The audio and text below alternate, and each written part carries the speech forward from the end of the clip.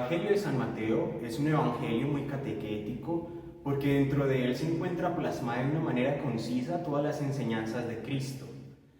Así que a continuación responderemos quién fue el autor que realizó este evangelio, si fue propiamente San Mateo o fue alguna comunidad a la cual él le enseñó. Para responder esta pregunta, si San Mateo fue el que escribió este evangelio propiamente, nos adentraremos en tres afirmaciones que hay, pues la afirmación que realiza San Jerónimo, San Ireneo y Papías de Hierápolis, los cuales dicen que este evangelio fue escrito primeramente en hebreo, para enseñarle a todas aquellas comunidades las enseñanzas de Cristo. Por tal motivo, se dice que pudo haber sido San Mateo quien las escribió directamente, pero esta obra en hebreo no se ha encontrado. Por tal motivo, esta afirmación no se puede corroborar si realmente fue escrito primero en hebreo y después fue traducido al griego. El motivo es una respuesta un poco difícil de afirmar, pero es una de las fuentes que nos pueden acercar a que el Evangelio pudo haber sido escrito por San Mateo. El Evangelio de San Mateo fue publicado después del Evangelio de San Marcos. En medio del exégesis que se le realiza al Evangelio de San Mateo, se encuentra cierta cercanía al Evangelio de San Marcos.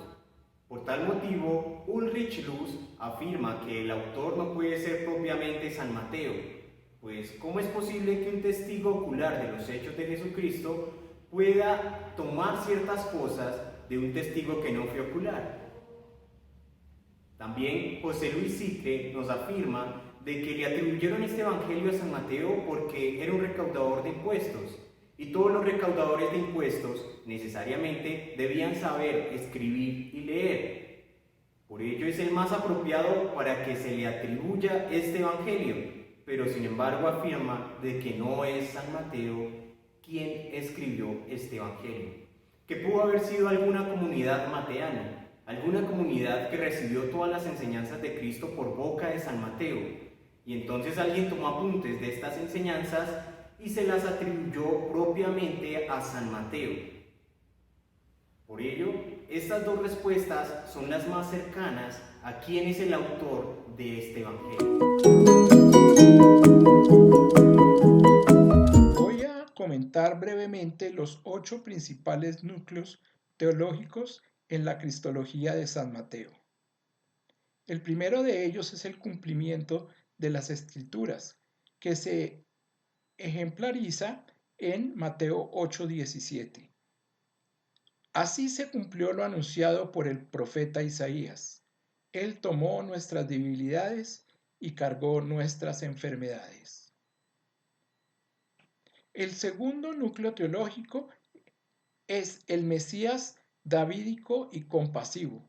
Lo podemos ver como ejemplo en Mateo 2:2. ¿Dónde está el rey de los judíos que acaba de nacer? Vimos su estrella en el oriente y venimos a adorarle.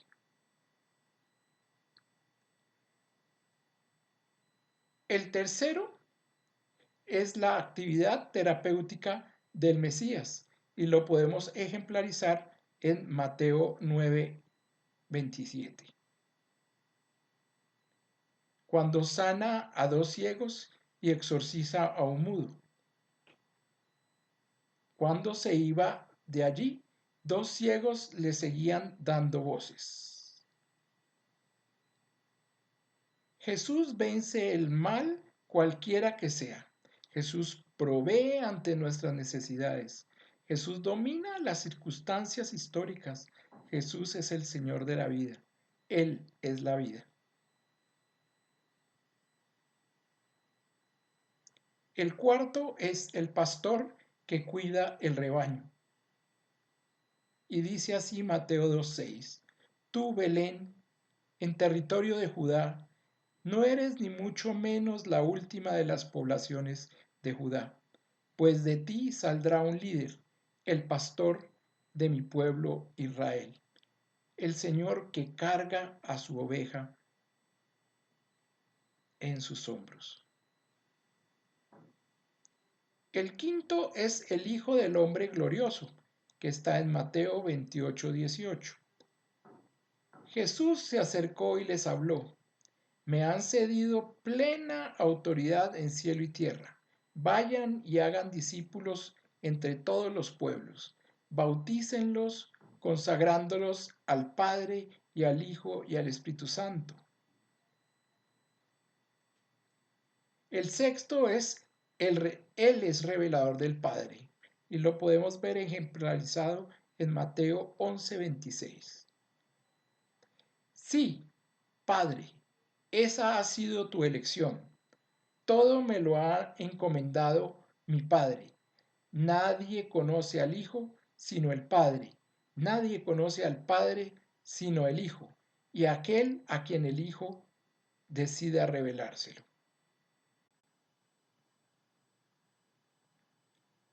El séptimo núcleo teológico es Dios con nosotros, el Emmanuel, que se ve ejemplarizado en Mateo 18:20 y dice así: Porque donde hay dos o tres reunidos en mi nombre, yo estoy allí en medio de ellos.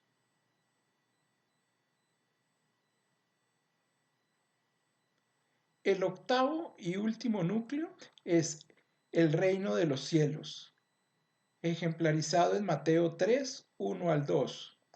En aquel tiempo se presentó Juan el Bautista en el desierto de Judea, proclamando: Arrepiéntanse, que está cerca el reino de los cielos. Es un evento dinámico, una actividad que libera al hombre y lo hace hijo suyo. Este reino es siempre buena noticia y en él ocupan un puesto importante los pobres y los oprimidos.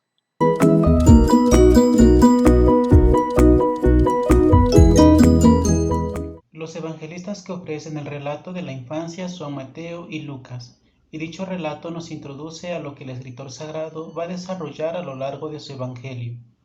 Por eso es importante comprender la teología que va a presentarse desde los inicios del relato de la infancia.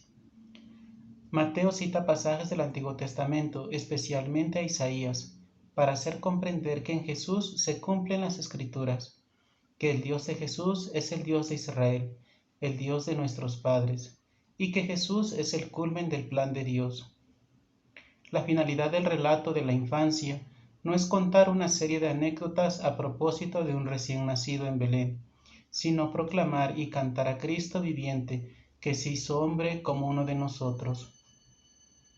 El relato de la infancia de Jesús del Evangelio según San Mateo está formado en 3 bloques distribuidos en los 2 primeros capítulos, donde tenemos una genealogía, el relato del sueño de José y el relato sobre la persecución de Herodes, junto con la visita de los magos, la huida a Egipto y el exterminio de los niños inocentes.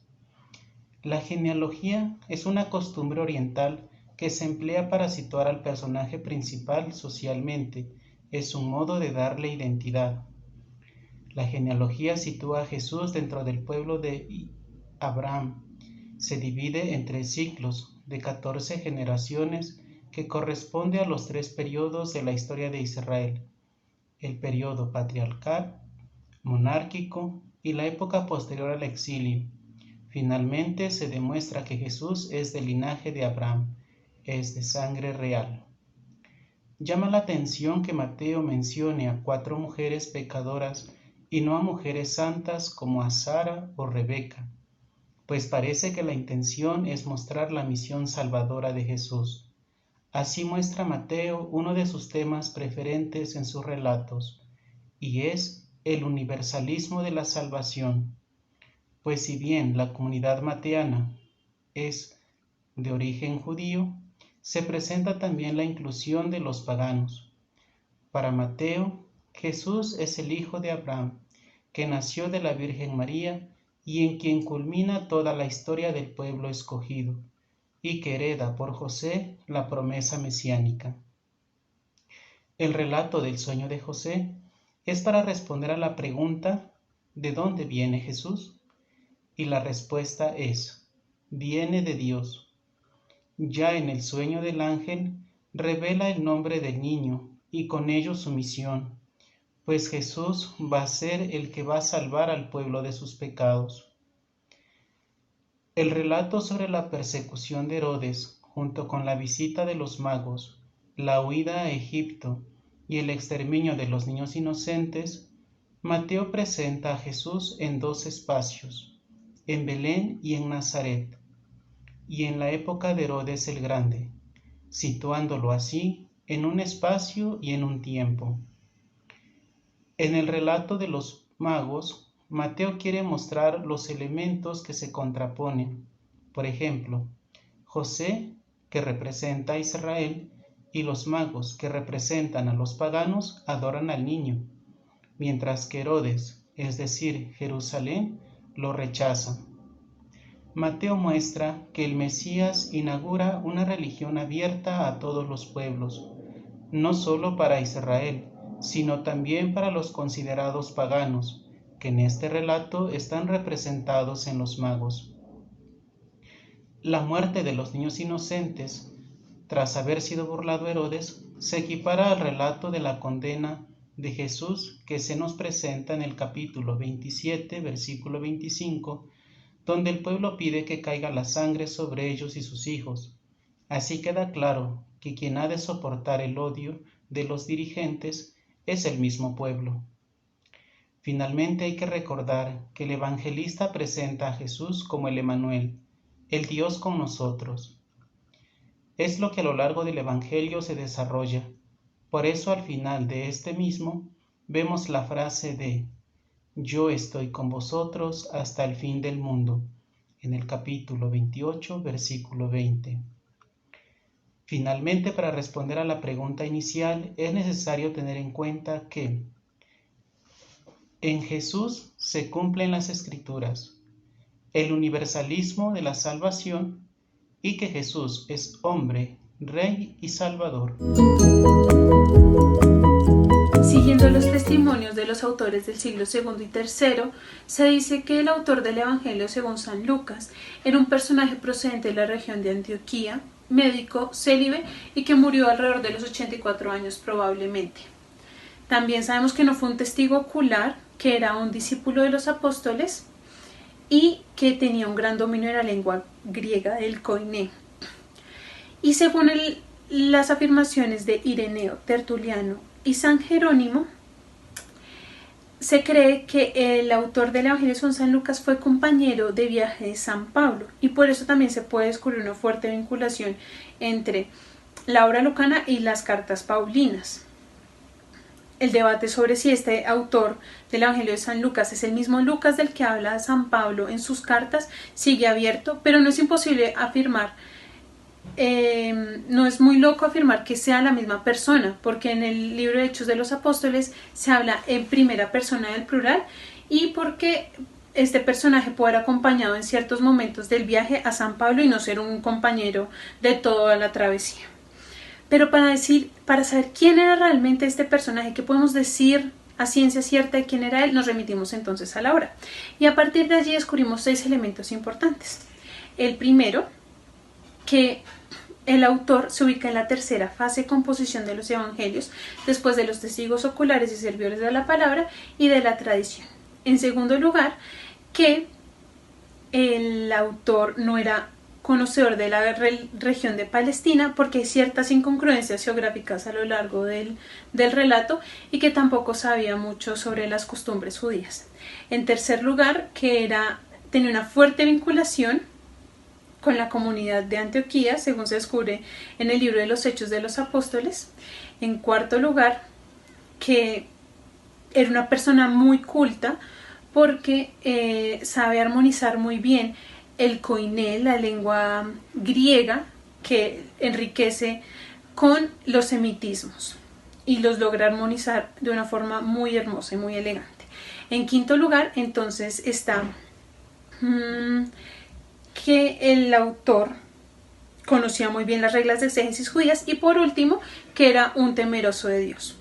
Sabemos que tuvo 3 fuentes principales: el Evangelio según San Marcos, la fuente Q, y una fuente propia de la cual saca algunas palabras y eventos de la vida de Jesús, entre los cuales el más destacado pues es los relatos de la infancia. Finalmente, este autor se puede decir que es un historiador y un teólogo. Historiador porque intenta ubicar constantemente los hechos de la vida de Jesús, y teólogo porque busca demostrar cómo cada evento de la historia es un momento en el cual Dios puede actuar en la vida del hombre. Por eso les presenta la historia como una historia de salvación. Y eso podemos saber de nuestro autor. Ante la pregunta de por qué Lucas es considerado como el Evangelio de la justicia social, tenemos que decir que aquí encontramos un protagonista muy especial, y el protagonista acá es Jesús. Un Jesús que viene a predicar el reino de los cielos, un Jesús que viene a hacerse cercano con toda la humanidad.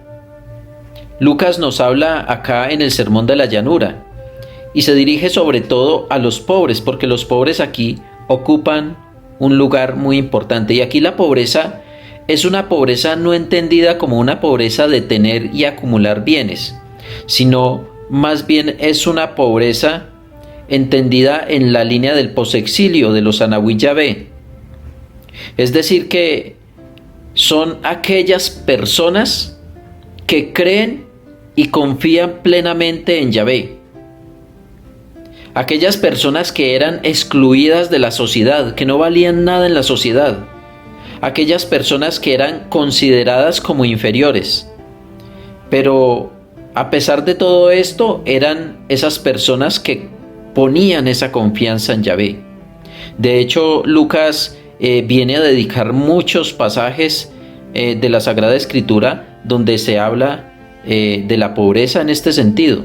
Lucas declara que Jesús es el Rey mesiánico, es el Jesús que viene a traer bendiciones para toda la humanidad, y coloca a Jesús en la tierra, en el lugar de origen, en Nazaret, resaltando también de una manera muy especial que en una reunión pública Jesús lee el rollo de Isaías diciendo, él dice: el Espíritu de Dios está sobre mí porque me ha enviado para anunciar la buena nueva, para liberar a los pobres, para liberar a los cautivos, para dar vista a los ciegos, para liberar a los oprimidos. Lucas resalta aquí también, por otro lado, que esta misión de Jesús ha traído unas implicaciones sociales, y esas implicaciones sociales tienen que ver, en primer lugar, con la libertad que Él trae a los esclavos. También, en segundo lugar, que muchas deudas quedaban canceladas. Algunas tierras que eran arrebatadas eran devueltos a todos los familiares. Y Jesús dice que esas nuevas buenas de liberación son exclusivas únicamente para los pobres.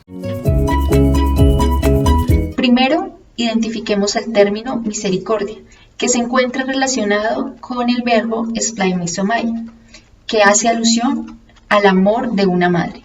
De allí partimos de 2 puntos. El primer punto es que la comunidad se identifica por ser una comunidad acomodada, y esto se puede convertir en un peligro, porque puede llevarlos a olvidarse de los más pobres y necesitados, ya que podemos recordar que al leer el Evangelio o los volúmenes de Lucas, lo que más se hace énfasis o su mayor importancia es hacia los pobres. Y el segundo punto es que encontramos en el texto de Lucas, en el Evangelio de Lucas, parábolas como en el capítulo 10 del Buen Samaritano o en el capítulo 15 la parábola de la misericordia, donde se subraya y se realza la importancia o la preocupación que Dios tiene por el hijo extraviado. O como en el capítulo 16, donde encontramos las máximas, donde nos invita a compartir con los más pobres. Y es a partir de esto donde podemos identificar o reconocer que este evangelio es considerado como el evangelio de la misericordia. Para para dar respuesta a la pregunta ¿por qué la obra lucana es considerada como el Evangelio del Espíritu Santo? Puedo decir, cuando se comparan las tradiciones de los tres evangelios sinópticos, Mateo, Marcos y Lucas, se advierte cómo progresa la reflexión acerca del papel del Espíritu Santo. Marcos, la tradición más antigua, habla en 6 ocasiones del Espíritu Santo. Mateo amplía un poco más la perspectiva hablando de él en 11 ocasiones, aunque en estos 2 evangelistas hay temas que coinciden, como el bautismo, el desierto, la expulsión de demonios, el testimonio de los apóstoles. Es el evangelista Lucas el que amplía muchísimo más esta reflexión acerca del Espíritu Santo. En su obra podemos encontrar 17 referencias al Espíritu Santo. La acción del Espíritu Santo no solo comienza en Jesús, sino que también en Juan el Bautista, que está lleno del Espíritu Santo desde el vientre de su madre, como vemos en Lucas 1:15. Isabel se llena del Espíritu Santo al oír el saludo de María, Lucas 1:41.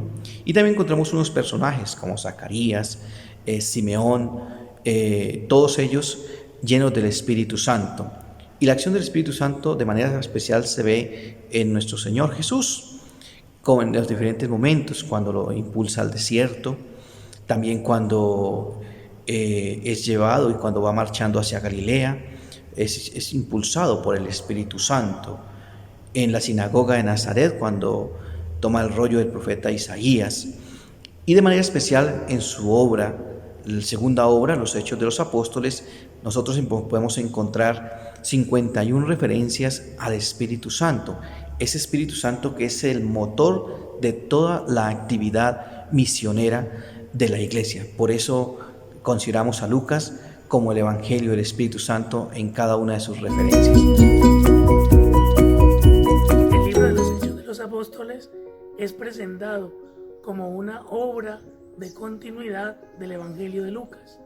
Por eso, donde termina el Evangelio de Lucas, inicia el libro de los Hechos de los Apóstoles. Después de la ascensión del Señor, la comunidad queda, primero, con el sinsabor de lo acontecido. Segundo, con el miedo, porque de alguna manera la zozobra se había apoderado de ellos. Y tercero, con la misión que el Señor les había encomendado: vayan y hagan que todos los pueblos sean mis discípulos. Después de Pentecostés, ellos comprenden la pasión, muerte y resurrección del Señor. Segundo, sin miedo, salen a anunciar para dar cumplimiento a la misión que el Señor pone en sus manos y también a la continuidad de la obra salvadora de Cristo en medio del mundo. Por eso el libro de los Hechos de los Apóstoles es la narración de cómo fue la comunidad cristiana primitiva, cómo los apóstoles llevaron a cabo la tarea evangelizadora y prolongaron la acción salvadora del Señor en medio de los hombres. Nos muestra cómo fue la primera comunidad cristiana, cómo muchas personas se fueron adhiriendo a la comunidad, cómo muchas personas también fueron capaces de entregar su vida a causa del anuncio del Evangelio, cómo se iban adhiriendo nuevas personas para esa tarea de evangelización, para ese cumplimiento de la tarea encomendada por el Señor. Ese es el libro de los Hechos de los Apóstoles, una narración continuada de la obra salvadora del Señor en medio de la comunidad cristiana primitiva. Los Hechos de los Apóstoles, uno de los grandes libros que tiene el Nuevo Testamento, se le ha denominado de diferentes maneras, por diferentes situaciones que narra a lo largo de todo su contenido. Primero que todo podemos decir que es una continuidad del Evangelio de Lucas, ya que donde termina el Evangelio de Lucas, comienza el libro de los Hechos de los Apóstoles con la narración de la resurrección de nuestro Señor Jesucristo, la ascensión al cielo y Pentecostés. Con Pentecostés entonces se abre todo el protagonismo del Espíritu Santo obrando en apóstoles como Pedro, como Pablo, Esteban y otros personajes que indudablemente marcaron la historia de la Iglesia Católica y de todo el mensaje del Evangelio. Mensaje que como querigma se difundió por todo el mundo, especialmente teniendo como punto de partida Jerusalén, protagonista el Espíritu Santo. Entonces podemos decir que es el libro del Espíritu Santo. Por otro lado, es muy importante que vayamos a la profundidad de cómo fue que nació la iglesia primitiva, cuáles eran sus características, cuáles fueron sus actos, cuáles fueron sus elementos fundamentales y primordiales, cómo fue la oración, todo lo ponían en común, la fracción del pan, el dinamismo que le pusieron para que esta iglesia a lo largo del tiempo fuera lo que tenemos hoy en día. Entonces podemos también decir que el libro de los Hechos de los Apóstoles, desde la historia, puede ser denominado como la historia de la Iglesia Católica o el origen de la Iglesia Católica. Indudablemente es el libro que marca el mensaje del Espíritu Santo, pero un mensaje que lo asumen los apóstoles por mandato de nuestro Señor Jesucristo. Muy bien, ¿quién es el autor de la segunda parte de la obra lucana? San Lucas nos dice la Santa Madre Iglesia. Y es que durante mucho tiempo se negó que esta fuera escrita por el mismo autor, pero luego, viendo similitudes en su literatura, en su teología y similitudes también en sus palabras y también en la persona a quien va dirigido, que es Teófilo, pudieron llegar a la conclusión de que es una obra que está dividida en dos partes. Esto era algo que se solía hacer, dividir las obras muy extensas, como esta obra lucana, en dos partes. Es por eso también que podemos ver aquí esta unidad de esta obra lucana. También podemos verlo en la continuidad que se da, puesto que en el Evangelio según San Lucas comienza en Galilea, narra toda la historia de Jesús, termina con la ascensión de Jesús en Jerusalén.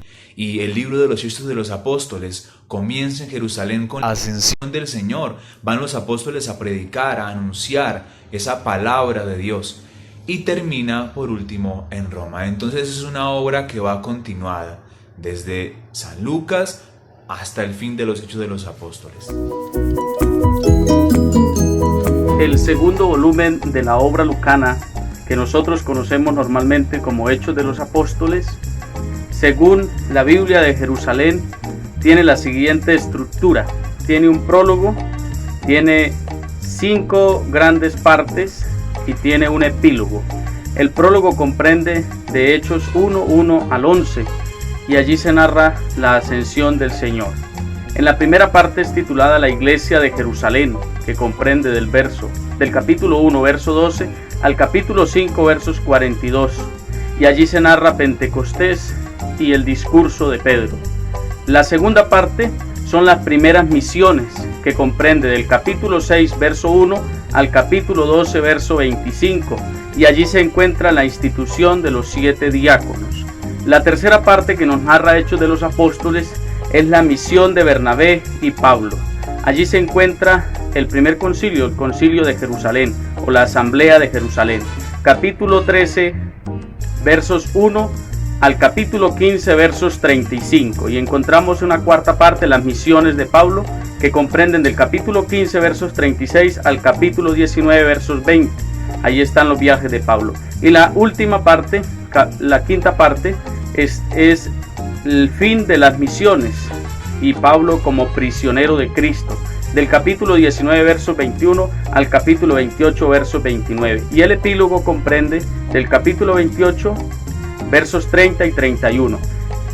Este segundo volumen de la obra de Lucas está organizado en 28 capítulos con esta estructura.